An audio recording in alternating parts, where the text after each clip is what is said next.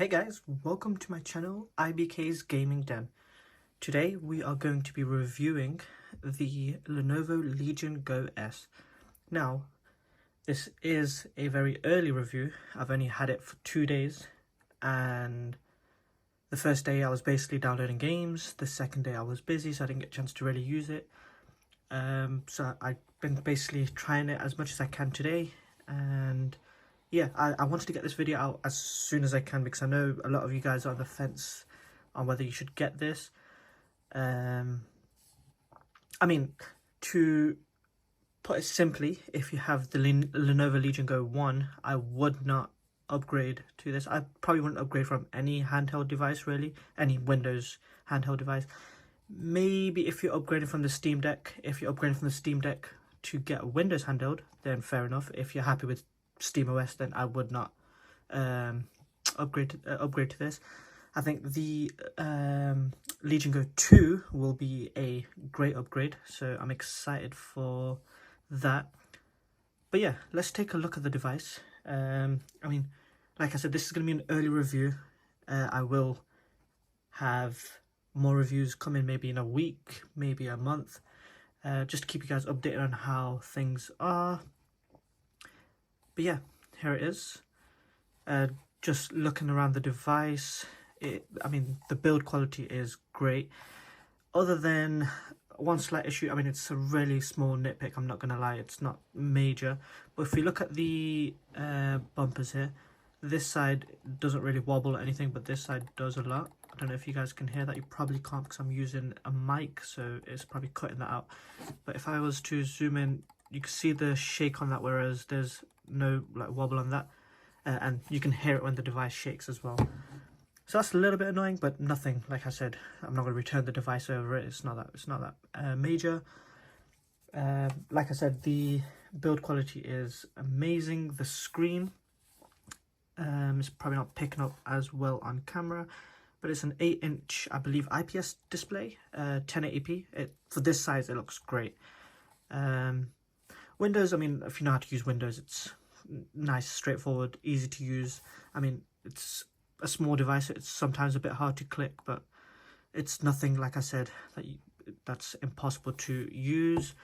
The fan noise can get a little bit loud. I'm basically always playing it on performance mode because if this loads, I mean, this is a slight issue that I'm having. So when I press buttons, it doesn't register sometimes. That's with that button and the Legion Space button.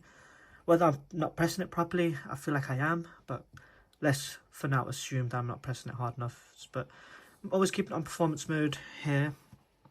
Let's hope my camera's going to focus here. Just to get the best performance out of this. And yeah, to get into performance, while I'm talking, I'll just play a couple games here to show you.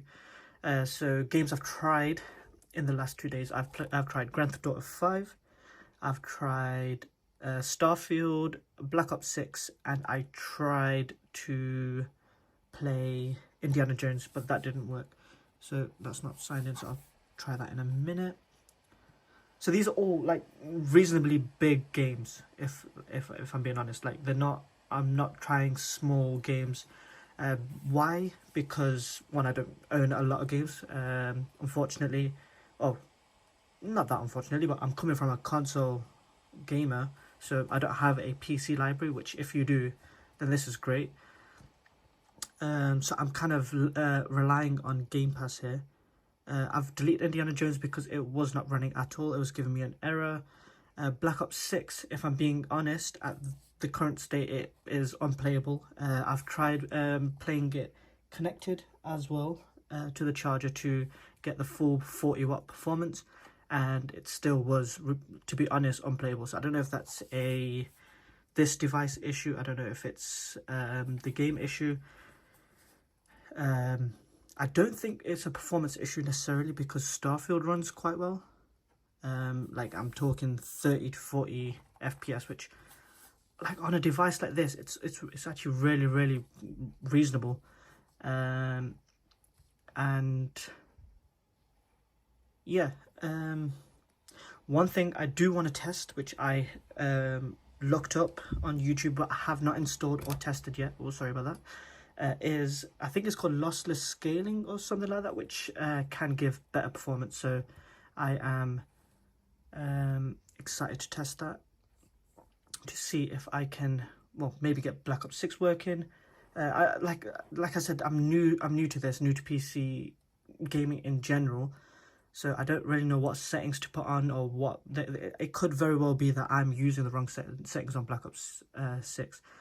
I mean, as far as I'm aware, I put everything on low and it was still very, very like stuttery and unplayable. I don't think it's a Wi-Fi issue. I even played Gunfight, which is just really small maps, but even that wasn't working. But yeah, I mean, the other thing I was trying, I mean, I don't know why Xbox is always thinking. The other thing I've tried and works really, really well, and if this is one of your goals to do on this device, then you will not have any issues, is emulation. So I've set up this ES front end thing. I'll be honest, I just followed a tutorial and I've succeeded somehow. I've only set up PlayStation 2 so far. But if I was to, oh, it's with controller, so if I've got a couple of games, some of my childhood memories, not all of them of course, but I mean, that's some of my favourite games of all time, so I thought I'd get that on. But if I was to load up, for example, Transformers, I'll run down a little bit.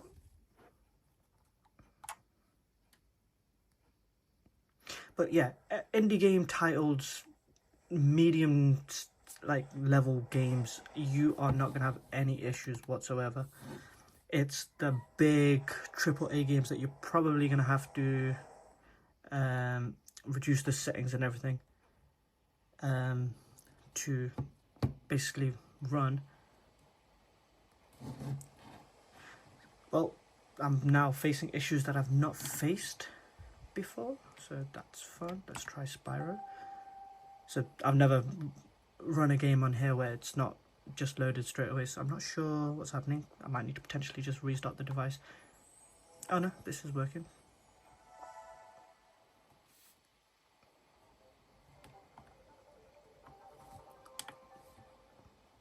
And if I can also just throw on, where is it? Frame monitor, so you guys can see what sort of frame rates I am getting. I don't know how clear that is. But yeah, these emulation games, you are not going to have any issues whatsoever, like at all.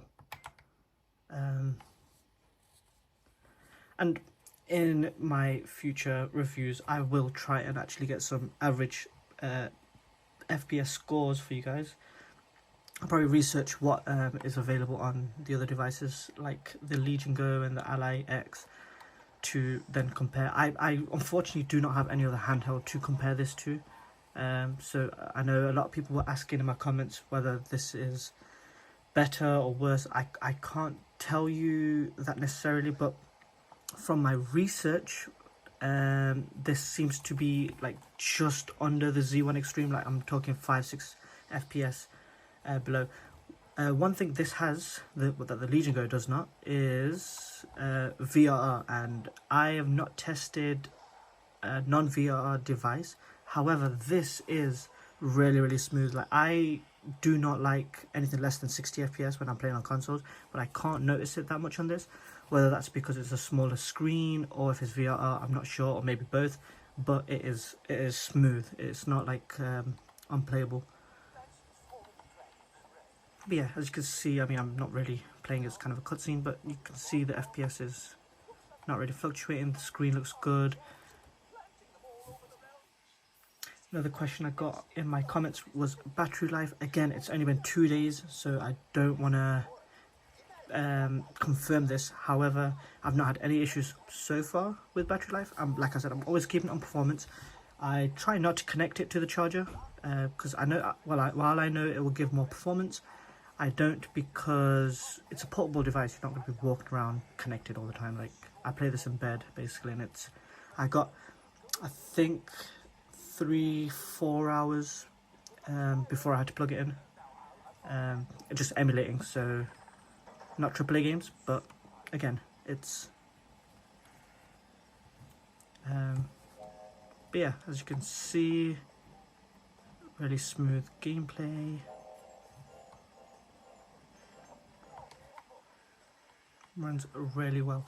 Now, what I'll do is let me load up Starfield off camera because it's going to take a while, because that is one of the more demanding games, and if that runs, then I feel like almost everything should run.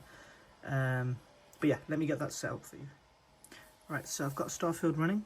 I don't know if you can hear the fans, but they are going, so I'm not going to pretend like it's quiet. However, when you're using game volume just from these speakers, which sound really good, again, I can't compare it to the first generation, but I heard they weren't the best. These sound really good, and they're kind of punchy because they're kind of like there, so you can kind of feel the sound, so that is really good. The settings I have here on Starfield, don't know if it's going to focus. Basically medium and everything. Again, this is just, I don't know what I'm doing here, if I'm being honest. One thing I did put on is frame generation, so that probably is helping here a little bit. But yeah, let's take a look at some gameplay. I know I'm inside a building right now, so performance is probably going to be a bit better. Trying to keep it in camera where you can see the FPS as best as possible. But yeah.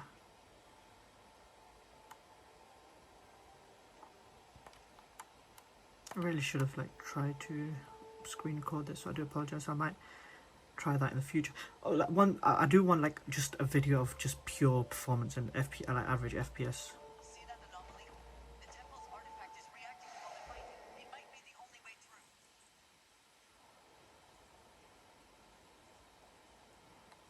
Yeah, like getting 30 to 40 FPS. I know it's inside, but even when I was flying this ship outside, it was like 30 to 40 as well.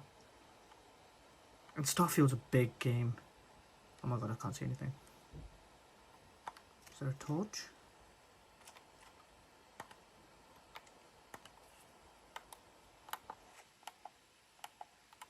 I'm sure there's a torch in this, surely. Oh no, that's a grenade.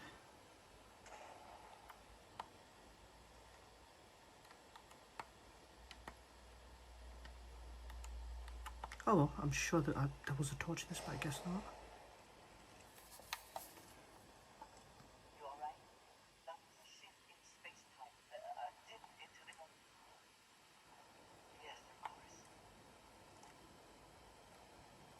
But yeah, near the end of the game here. Oh, this bit always like hurt performance because of that explosion. But you know what? We didn't really lose much.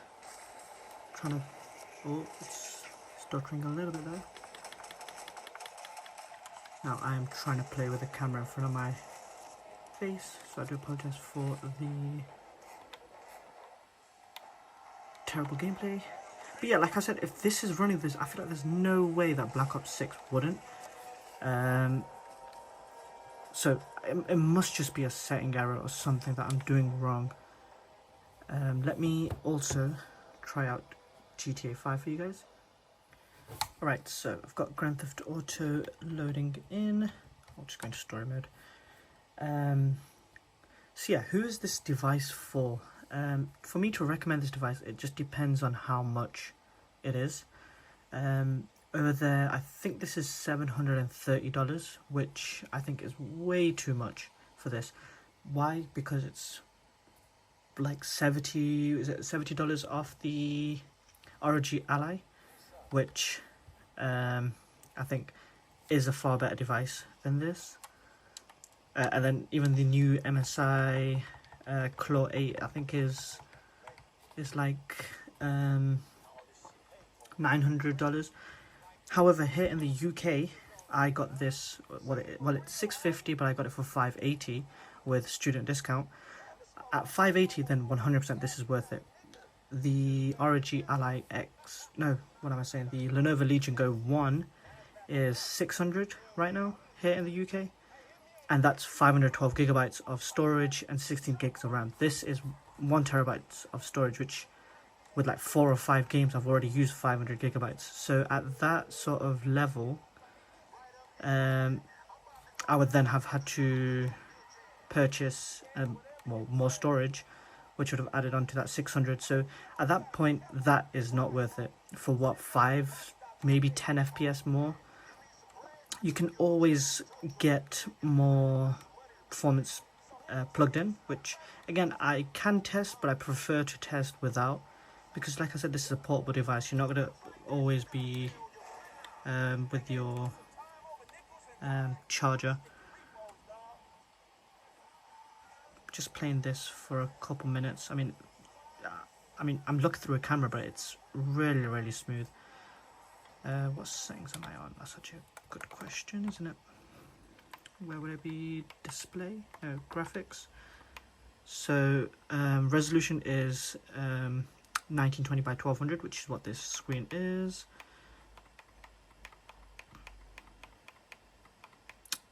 Just everything on normal. Advanced graphics. You can see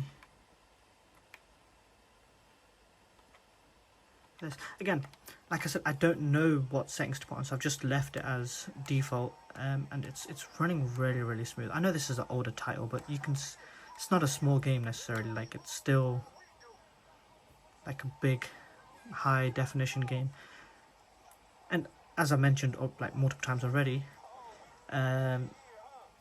like small to medium games, you're not gonna have any issues whatsoever. As long as it's got controller support, you're not gonna have any issues. It's the really new big games, and if that's what you're looking to play, then I would maybe wait for the Legion Go 2. But like I said, it's all down to price. Like here in the UK, the ROG Ally X is £800, which is $800, which doesn't quite make sense. Whereas this is $580 or $650, whereas it's $730 in the US, which makes more sense.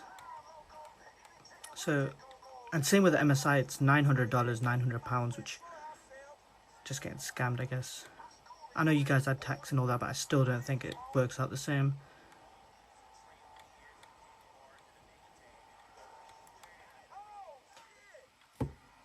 But yeah, in conclusion, I don't know if you guys can hear the fan because I'm wearing a mic, so it's probably not picking up on the fan audio. But in conclusion, I think, like I said, it's all down to how much you can find this device for. At $499, which is the SteamOS version, 100% worth it because the performance is worth that much. And then I think, pretty sure you can just download Windows on there and just do this. Or if you're a fan of SteamOS, even better. If you look for the white color, then unfortunately you probably have to go for the I think it's $600 for the 16 gigabytes. But that's 512 gigabytes of storage, which honestly is not enough. I guess you could upgrade with an SD card or even put your own M.2 storage, but that's just adding on to the cost. I think at the full 730 price, it's quite expensive there in the US. Here in the UK, I think we've been blessed a little bit with this device. It's really good for the price. Yeah, I have no complaints. I'm gonna try and figure out if I can make Black Ops 6 work, because that's one of the games I kind of wanted to use. Other than that, I got this for mostly offline games anyway. I know Black Ops 6 obviously isn't, but things like Grand Theft Auto, Red Dead, Emulation, all those sort of smaller, not smaller, but offline games. It's great for that.